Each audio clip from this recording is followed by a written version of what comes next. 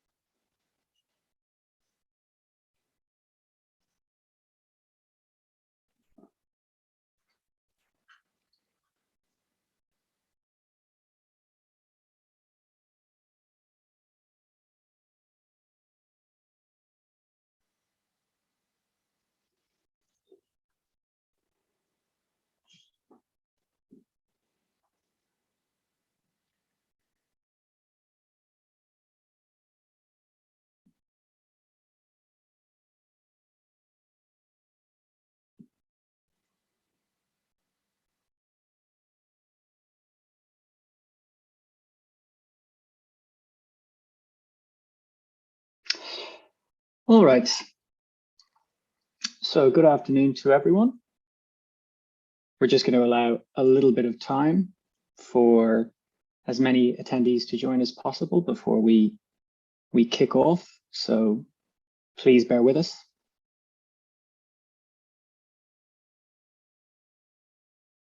We'll give it a few minutes.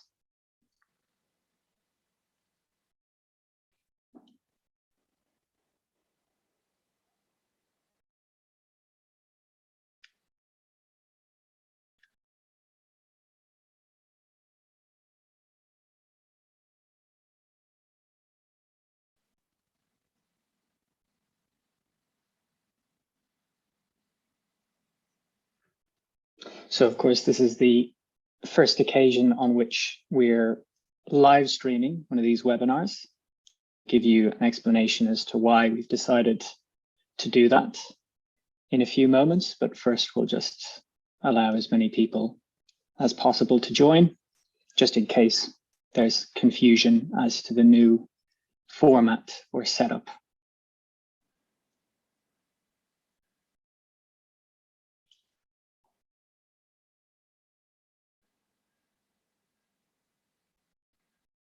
So great. Yeah, we're seeing quite a few people join.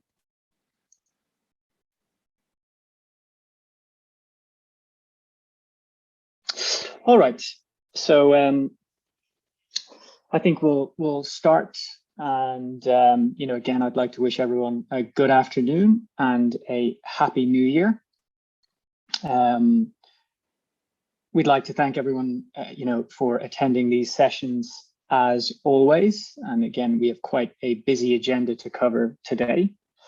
So just a quick word maybe on some of the recent changes that we've introduced in terms of how we conduct these webinars and how we'll be conducting them for the course of the next year. Of course, this is now being live streamed on the Eurosif YouTube channel. And we decided to switch to a live stream mainly in order to make these monthly webinars more accessible, to allow, you know, a greater number of people to join and to follow developments in sustainable finance. So it's really trying to reach as large an audience as is possible. However, you needn't necessarily be concerned. There's still, of course, a possibility to ask questions and, you know, have an interactive webinar. One thing just to remind everyone is, as has been the case for the last while, these webinars will now be taking place on the first Thursday of every month. So that should just allow you to envisage when they'll be occurring. And also from now on, you'll be able to easily access them on the Eurosif YouTube channel as a live stream, or indeed, you know, afterwards, if you want to follow anything again or hear it again, or haven't had an opportunity to join when it was being live streamed. So, you know, I think with that sort of little bit of admin out of the way, we can sort of get into today's session. There was, of course, a number of pretty significant developments in relation to core pieces of sustainable finance legislation over the Christmas break. And so, we'll be covering that. We'd also like to give you a sense of what to expect in the next 12 months. So it'll be a busy year, of course, as you'll see, for sustainable finance. So all the more reason, to join these webinars on a regular basis. But with all that said, let's just take a quick look at our agenda for this afternoon. And so today we're going to provide you with updates on, first and foremost, the EU taxonomy, and in particular the Complementary Delegated Act, or DA, which sets out the conditions according to which natural gas and nuclear energy can qualify as taxonomy aligned. That will then be followed by a quick update on the CSRD legislative process and how that file is progressing in the European Parliament, particularly. Then we'll give you another short update on the progress of the EU Green Bond Standard, as we are anticipating that the debate on the Green Bond Standard is going to intensify this year. And then finally, we'll give you an outlook for the coming year and just highlight some of the things that are coming down the tracks, both in Q1 2022 and then in subsequent quarters. Now, of course, throughout the update, we'd welcome any questions that you might have. We'd also, say at this point just that if we don't have an opportunity to respond to your questions live or immediately after finishing one of our updates, we'll dedicate some time at the end of the session to answer as many of them as we can. And of course, if we don't get a chance, you're always free to send us an email or contact us, using our contact details, and we'll get back to you if we have an opportunity. So again, with that said, I think we can really launch into the first update. So we obviously just want to outline for you the contents, the substance of the draft Complementary Delegated Act under the EU taxonomy that sets out clearly the conditions according to which natural gas and nuclear energy projects will be able to qualify as taxonomy aligned. What's very important to say at the outset is that this is a draft delegated act, and it is also a leak that we've received. Before maybe getting into the conditions that will be attached to natural gas and nuclear energy projects in order for them to be taxonomy compliant, I think it's worth just mentioning first that the delegated act also envisages amendments to taxonomy related entity level disclosures that are mandated by the Taxonomy Disclosures Delegated Act, otherwise sometimes referred to as the Article 8 Taxonomy Delegated Act. There's also future amendments envisaged to the taxonomy related product level disclosures under SFDR. However, in the text of this draft Complementary Delegated Act, it's unclear as to what form those amendments or additional disclosures will take at this juncture. But of course, as many of you may know, on the 31st of December 2021, about 2 hours from midnight, Central European time, 2 hours from the new year, the Commission finally shared the long-awaited draft complementary delegated act setting out the technical screening criteria for gas and nuclear with the Member State Expert Group on Sustainable Finance and then the Platform for Sustainable Finance. The draft document then was, of course, leaked, which has enabled us to, undertake an assessment and then provide this update.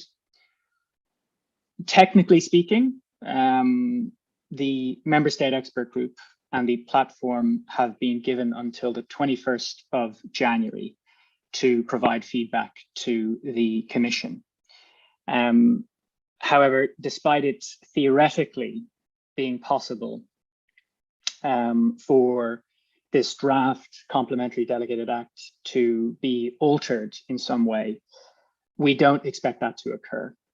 We expect that the final version of this complementary delegated act, which will be adopted toward the end of the month, will not deviate all that much in terms of substance from the draft that we're now really going to take a look at. And this is largely due to the political context. So effectively, once this final complementary delegated act is adopted, the Council and the European Parliament will have an opportunity to scrutinise it in more detail and also an opportunity to object.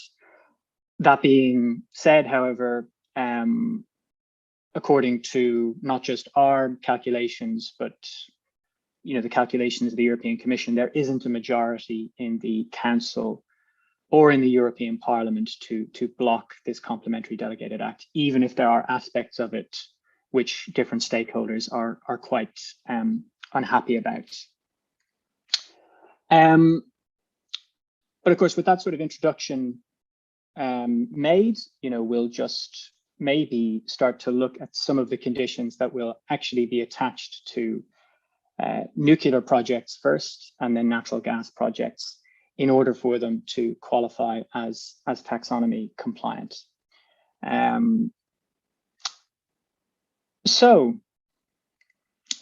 Firstly, in the case of nuclear energy, the construction and the operation of nuclear power plants for the generation of electricity or heat will qualify as a transitional activity under the EU taxonomy. In cases where the construction permit, say for a new nuclear installation, has been issued by 2045. In the case of an existing nuclear power plant or installation that requires modification or requires renovation, so as to extend their service life, for instance, such activities will qualify as transitional until 2040. Assuming, of course, that they've been authorized by the authorities of the member state in which that installation is located. Now, to be taxonomy compliant as a nuclear energy project or facility, the member state in which the project is undertaken must have in place, as of the approval date of the project, a radioactive waste management fund and a nuclear decommissioning fund. It must also, of course, demonstrate that it has or will have the resources available at the end of the service life of the installation to manage the waste properly, and then also to decommission the installation, according to the correct procedure. Of course, I'm sure as many people are aware, the process of decommissioning a nuclear installation is quite a lengthy and costly process. And so effectively, this condition just requires member states to be able to prove to the European Commission that it has the resources available to undertake that decommissioning and that waste management. In addition, member states in which nuclear projects are undertaken must have operational final disposal facilities for all low and intermediate level radioactive waste. For projects authorized after 2025, there must be a detailed plan in place outlining how member states will ensure the effective operation of disposal facilities for high-level radioactive waste by 2050. So, of course, the disposal of radioactive waste is one of the more controversial aspects of nuclear energy. And what this delegated act outlines in no uncertain terms is that it will no longer be possible for EU member states to export their nuclear waste. It'll have to be managed within the territory of either that member state or the EU, provided that there is an agreement in place between the country or EU member state to which waste will be exported. And then, of course, there has to be a clear plan in place as to how high level, radioactive waste will be disposed of. It's worth mentioning at this point that at present, in the entirety of the EU, there are no facilities yet that are able to actually safely dispose of high level waste. And the Commission, you could say, has given quite a generous time frame to allow member states to develop those facilities or that capacity. However, this process will be scrutinized. So member states that have these taxonomy compliant nuclear energy projects will have to report to the Commission every 5 years in relation to the resources that they are accumulating to ultimately, at the end of the service life of nuclear installations, decommission them and manage the waste. And then they also must report on their progress towards developing disposal facilities for high-level radioactive waste. Just in terms of oversight, any nuclear energy projects undertaken will need to be notified to the Commission under the terms of the Euratom Treaty. And the Commission will then issue an opinion that will comment on whether the technical screening criteria that we've just described in relation to nuclear have been satisfied. So in a sense, this opinion will kind of be the certification by the Commission of these nuclear energy projects. Finally, worth mentioning, nuclear energy projects will have to demonstrate their resilience against major natural or man-made hazards. So that kind of more or less outlines the conditions that are going to be attached to nuclear energy projects in order for them to qualify as a transitional activity under the EU taxonomy. One maybe of the interesting things to note about these conditions is, to a great extent, they rely or apply more to member states than they do to any private or semi-private entity that might be involved in the construction or operation of a nuclear installation itself. So that's just an interesting thing to note, that seemingly, in order for these conditions to be satisfied, a lot more depends on member state authorities than on maybe private sector entities. So that more or less outlines conditions applicable to nuclear energy. Moving on to the conditions attached to natural gas. So of course, electricity generation using natural gas will qualify as a transitional activity if the following criteria are satisfied. And of course, you can see them in the slide in front of you, and the slides will be available on our website after this session in case you want to revisit them. But effectively, the project could either ensure that its carbon emissions are below the threshold of 100 grams CO2 emitted per kilowatt hour, as verified by an independent third party. Clearly, that threshold for a lot of natural gas fired power plants is not really attainable. And so alternatively, the project could also qualify as taxonomy compliant if it satisfies all of the following conditions listed below.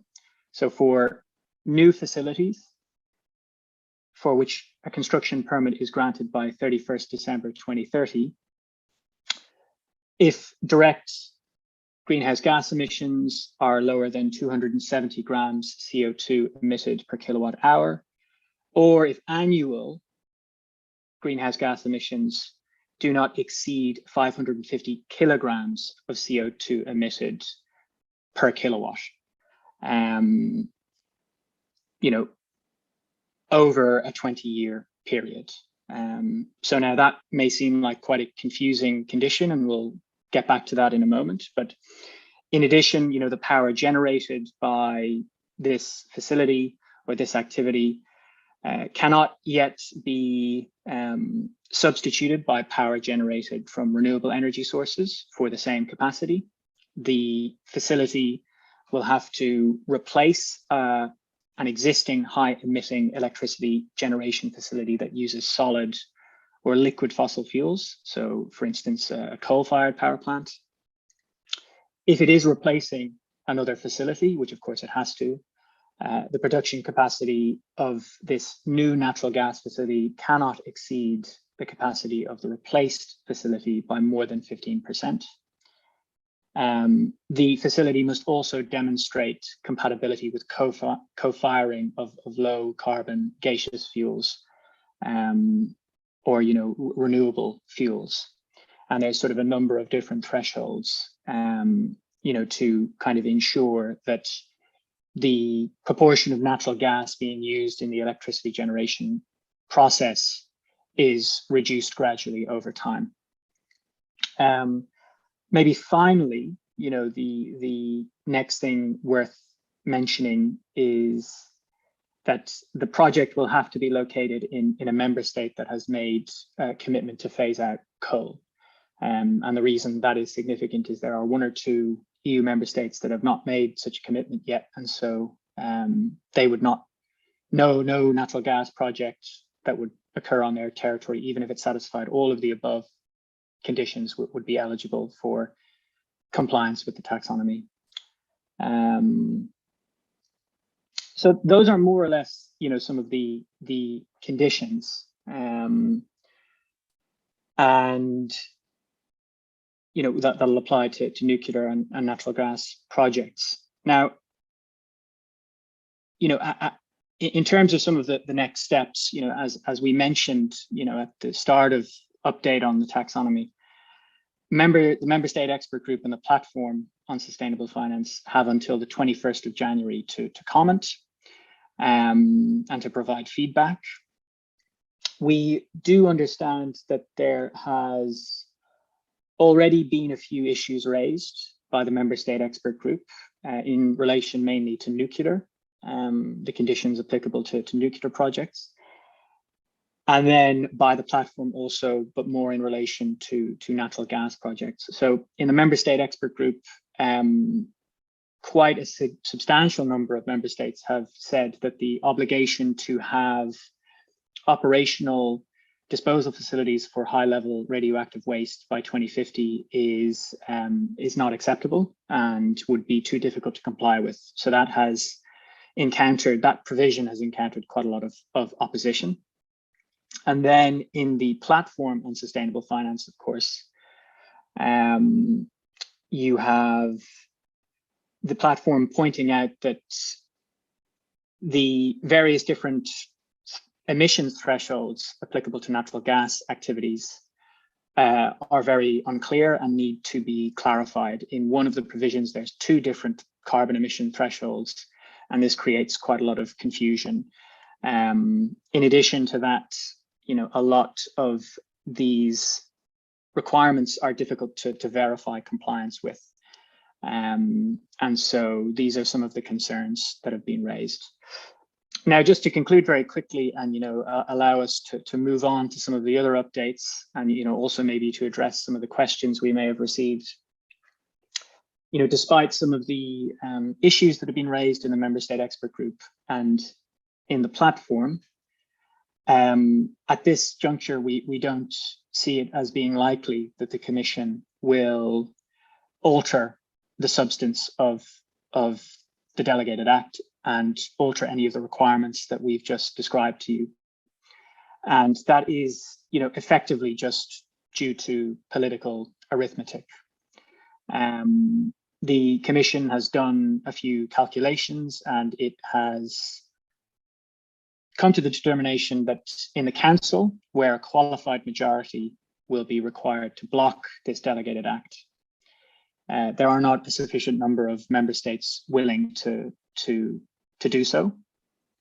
And equally in the European Parliament, where at least 353 MEPs would have to vote against it, similarly, there is not a majority.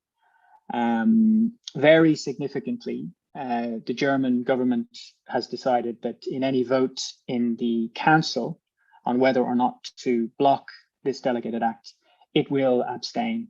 And that renders it far more complicated to actually cobble together a qualified majority. So that is sort of some of the political context, but that's quite a lot of information to digest. Of course, these slides will be available on the website if you want to go through any of that again. Hopefully they've been presented quite clearly in sort of visual terms. But with that, I'll just see whether we've received any questions. I can't necessarily promise that I'll have all of the answers, but let's see. I'll quickly maybe take one or two questions, and then we can move on, because I've taken maybe a little bit more time than I should have, which I hope doesn't put my colleagues under too much pressure. So first question: are there no differentiations between nuclear technologies? There is, if you read the delegated act, it does recognize the fact that nuclear technology evolves very, very fast. And so the expectation is, of course, that say if a nuclear installation is being renovated or modified, it of course is assumed that those modifications will include updating the facility to possess the most recent and most efficient nuclear technology. So they do make a distinction between, or at least recognize that there are different, levels of sophistication when it comes to nuclear technology, but they don't maybe go into granular detail or prescribe that a certain technology has to be used. And then, of course, where the new facility replaces an existing facility with high emissions, do the old and new facilities both have to be owned by the same company, or is it assessed at national level? I mean, that is a very, very good question. I do not believe, there's no stipulation that it has to be owned by the same company. And to be entirely honest with you, this delegated act is largely the outcome of realpolitik in Brussels. And so it's largely probably something that would be assessed at national level. If you want my, frankly, just guess, but I hope an informed opinion as well. Now, with that question addressed, and with apologies to Selena, my colleague, for taking too long, I'm just going to pass you over for a quick update on the progress of the CSRD. So. Perfect. Thank you, Hugo. And good afternoon also from my side to everyone. And yeah, indeed, we would like to provide you with a quick update on the Corporate Sustainability Reporting Directive, or CSRD, as discussions on this file have actually kicked off over the past weeks and are also expected to intensify over the next month. And from a sustainable finance perspective, this file is obviously quite important, given the need for meaningful, comparable, reliable ESG data, especially when wanting also to comply with the requirements under SFDR and the taxonomy. So the CSRD will help making this company data on environmental performance, but also taxonomy alignment available. To quickly recap, what is the aim and context of the CSRD? in April last year, the Commission adopted a proposal for the CSRD, which seeks to amend and strengthen the existing reporting requirements under the Non-Financial Reporting Directive, so NFRD, which is still currently in place. And what are the main aims of the Commission's proposal? First and foremost, it extends the scope to all large companies, whether listed or not, and all companies listed on regulated markets, so also including SMEs. And before, or as it is currently the case, the NFRD's reporting requirements only apply for large public interest companies with more than 500 employees. Furthermore, the CSRD requires the audit or insurance of the reported information, and it also introduced more detailed reporting requirements and demands to report according to a mandatory EU sustainability reporting standards, which are yet to be developed by the EFRAG. And important to note here, the CSRD and the reporting standards which will be developed will base on a double materiality approach. So companies have to report on how sustainability issues affect their own business, but also on how their own operations impact people and the environment. And next slide, please. So what is happening now with this proposal in the legislative procedure? So the CSRD file follows the ordinary legislative procedure, or formerly called co-decision procedure. So both the European Parliament and the Council have now time to examine the Commission's proposal and to adopt their own position on it. So let's have a look first at the stages in which Parliament and Council currently are, and then second on the elements which are actually causing the most discussion. So in the European Parliament, the responsible committee for issuing a report is the Committee on Legal Affairs, or JURI. And in mid-November, the rapporteur, Pascal Durand, already presented his first draft report, and then MEPs from the opinion committees, etc., were able to table their own amendments. And as there have been over 600 amendments tabled, and they are now considered within JURI. The rapporteur has already signaled that he would like to work with everybody and find as many compromises as possible. And in terms of next steps, the amendments will now be cleared and put together and then voted on. The date for voting is not yet known, though. And then a final vote on the Parliament's overall report in plenary is expected for the 22nd of March. So that's the Parliament side, and then looking at the Council, so where all the representatives of member states come together in different formations. The so-called Working Party on Company Law is responsible for writing up a position text for the Council. And things there are going a little bit slower, but also here, end of November, a first compromise text was leaked, but important to say, discussions will continue over the next weeks, and also the text isn't probably the final text that we will see. And also here, in terms of next steps, the French Council presidency, which actually just took over on 1st of January, is expected to strongly drive this file, and rumors also have it that the Council is actually trying to reach an agreement by end of February already, which is quite ambitious in our views. So looking at the issues, what then is being discussed, both within the EP, but also in the Council, some issues seem to be causing particularly strong discussions. First of all, the timing. All EP committees, despite their sometimes diverging political orientations, are aligned on that the application date of CSRD should be delayed to 2024 rather than 2023 as the Commission proposed. And this is actually quite critical, because this would also mean that financial market participants can only fully rely on company data for their own disclosures made in 2025. So it's going to delay the whole thing. Second aspect is the scope, which is quite intensely discussed. As I said, the Commission's proposal already extended the scope, but both within EP and Council, there are actually discussions of whether to even further expand the scope or whether it should be narrowed again. And as you can imagine, that's actually quite a politically sensitive issue and a question of ambition in the end. So they discuss, for example, whether SMEs should be included or only those operating in high-risk areas, and how and whether they should also cover non-EU companies operating in the EU. And then two additional points. In Parliament, some members have also raised concerns or questions around the EFRAG's mandate and the governance process. So they tabled some amendments on that, as well as on the independent assurance providers and standards to clarify that more. And maybe a last point before handing over to my colleague Federica, we as Eurosif have also advocated for including specific disclosure requirements for companies who voluntarily commit to net zero. So in order for investors to better understand these net zero claims, to understand based on which assumptions they are made, how companies are progressing on these targets, etc. And we're quite glad to see that our proposed amendments have actually also been tabled by some MEPs.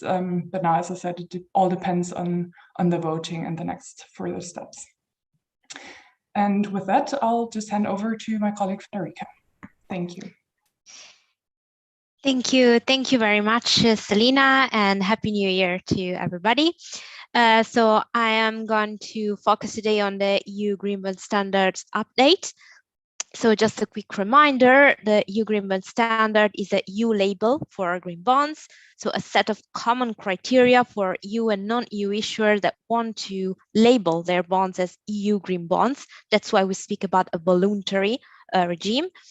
In July, the Commission tabled a proposed regulation, according to which, in order to be granted the label, issuers must allocate the proceeds fully to taxonomy-aligned projects, and fact sheets and reports must be reviewed by qualified and independent reviewers. There are rules attached, and reviewers are subject to a registration and supervision of the European Securities and Markets Authorities.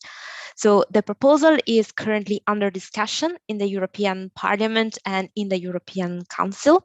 You can read information on the process here below in the screen.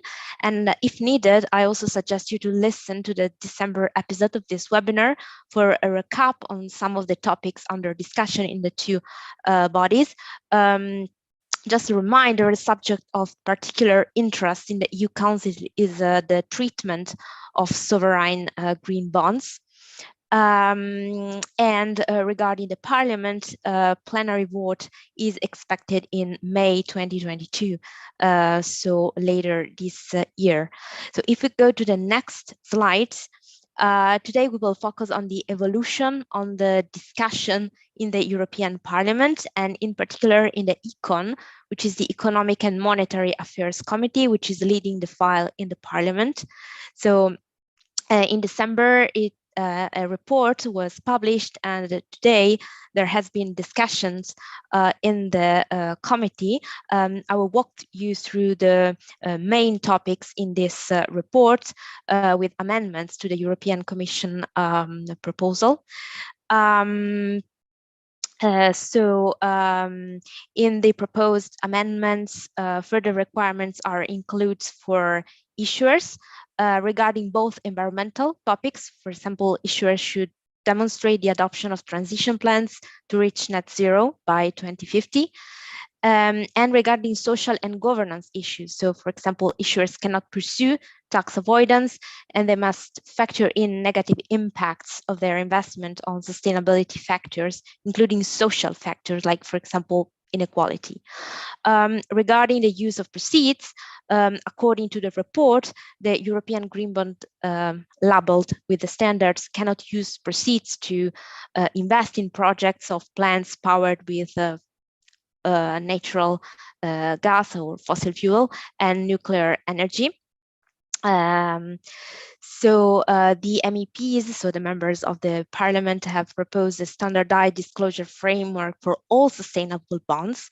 So not only for EU green bonds, so labeled with the standards, but for all types of sustainable bonds. The rationale is twofold: to ensure comparability on one side and to reduce the risk of greenwashing. So with issuers using other types of debt instruments with sustainability characteristics to have less disclosure requirements than what EU Green Bond Standard asks. The proposal establishes also the requirement for EU bodies and institutions to apply the EU Green Bond Standards for all their environmentally sustainable bonds, so mandatory for EU entities. But in general, the report proposed to establish a mandatory regime between 2025 and 2028.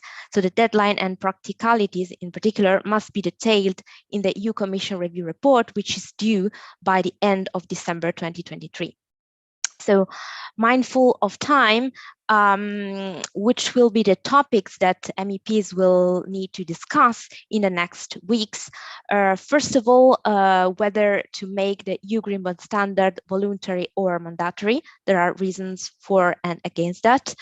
Of course, the treatment of gas and nuclear power project will be a point under discussions. Some MEPs expressed the need to align to currently adopted green bond standards, some of which already exclude nuclear and gas. Others underline the importance not to cherry pick, let's say, taxonomy criteria. There will be discussions on the opportunity or the not opportunity of establishing a disclosure framework for all sustainable bonds, as proposed in the report outlined. It should be underlined that it would change substantially the objective and the initial inception idea of the European Commission, of course, and other points. So what's next in the European Parliament? Amendments will be presented, discussed, and voted in the various committees that are dealing with the dossier. And the plenary vote, as said before, is expected in May 2022. So now I will give the floor back to my colleague Hugo, which will walk us through what's next for this year. And thank you very much. Thanks, Federica, and thanks to Selina also for the great updates. So I'm mindful of time, and I want to give some opportunity for a few more questions. One or two more have come in, so I'll address them in a moment, or they might be answered by what I'm about to say. But we thought we would just sort of give everyone a little bit of a preview as to what they can expect in 2022. So of course, the year that we've just had has been quite intense, quite busy when it comes to sustainable finance.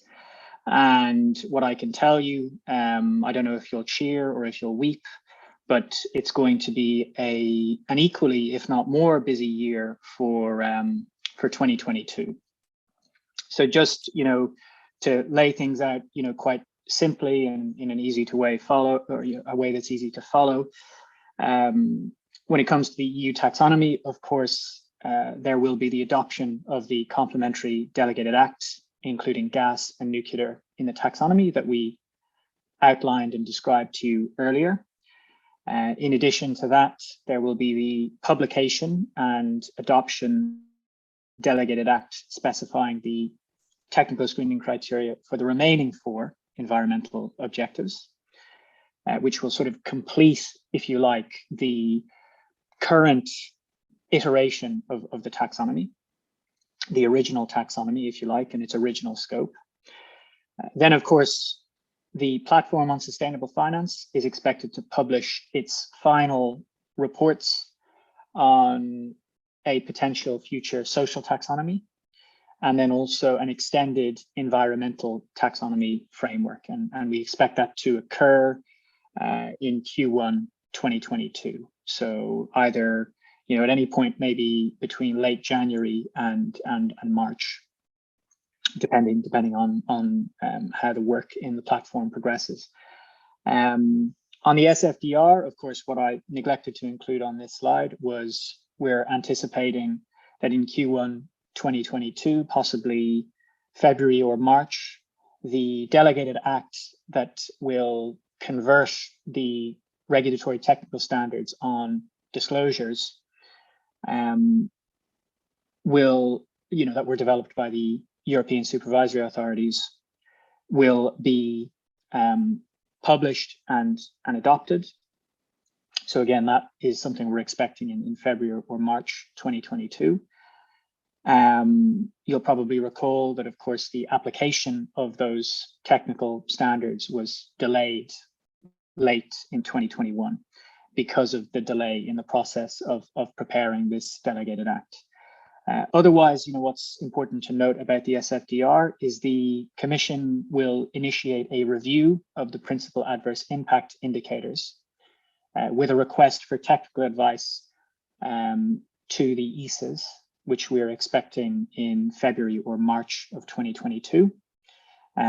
So of course, I've just mentioned that the delegated act that will sort of formally adopt the existing PAI indicators, or those that have been proposed so far, is going to occur around February, March. But at the same time, the Commission will be initiating a review of the principal adverse impacts indicators just to see whether they're appropriate or whether they make sense.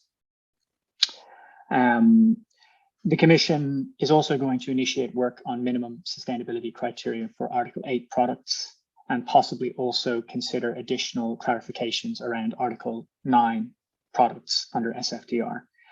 In relation to MiFID II, ESMA is expected to initiate a public consultation on integrating client sustainability preferences into suitability assessments at the end of January 2022, so the end of this month. Also, this is rumor at this stage, but there's possibly going to be a deferral of the application date of the MiFID II requirements regarding client sustainability preferences from the current application date of August 2022 to maybe January 2023. And of course, that is to address the issue of the misalignment in some of the requirements coming into application. So of course, determining client sustainability preferences depends to a certain extent on product disclosures being made under SFDR. If they cannot be made formally or properly until the 1st of January 2023 because of the absence of, the technical standards, well, then it's not fair to impose an obligation on distributors and on financial advisors to have to try and ascertain client sustainability preferences. CSRD we've covered kind of to a great extent, but we expect Council and Parliament to adopt their respective positions and then commence negotiations. Probably it's an estimate, but in the second half of this year. Again, Green Bond Standard, we have largely covered thanks to Federica's update. And, we specify here just that, the Econ Committee will reach its position most likely in April 2022. ESG benchmarks, there's going to be more work undertaken. And then finally, ESG ratings, the European Commission will probably publish a call for evidence pretty imminently on the use of ESG ratings by financial market participants, just given how important that market is, or how high the reliance on ESG ratings can be. So otherwise, of course, we have a few other things on the agenda, but if you want to take a look at our slides, again, they'll be available on our website. And so you can flick through them at your leisure if you didn't quite catch everything during this session. And with that, I'll thank you all, and also now just sort of try to respond to some of the questions. Well, in fact, one of these questions has already been answered in a way where, with the SFDR, of course, the RTS developed by the ESAs will probably be converted into a delegated act by the European Commission and published in Q1 2022. So we're anticipating that in February or March. And then on the ESAP, I'm afraid on this occasion, we haven't followed developments as closely. We were concentrating more on the taxonomy, but feel free to reach out to us and contact us bilaterally if you wish, and we can provide any information on that. But with that, and with apologies also for going slightly over time, I'd like to thank all of you for joining. I mean, we're very delighted to see that we had good numbers today for our first live stream. So that's validation of maybe the decision to try and reach a wider audience. And please, if you want to promote these events or recommend them, you can use a hashtag on social media, which is hashtag #SusfinUpdate. And of course, these updates will be occurring the first Thursday of every month from now on. And yeah, I think that more or less does it. So thanks again, and Happy New Year, and all the best for what will be a busy 2022. And we hope to see you at our next live stream webinar. So thanks all, and bye-bye.